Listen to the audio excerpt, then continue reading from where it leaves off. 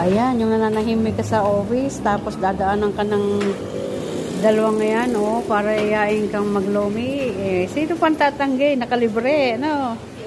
Salamat po sa sponsor. Salamat po. Kain kayo.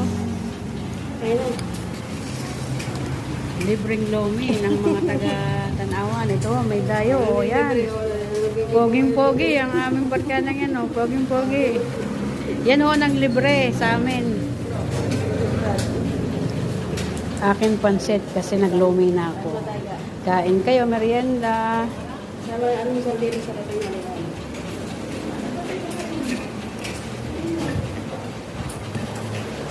Hindi na picture nila.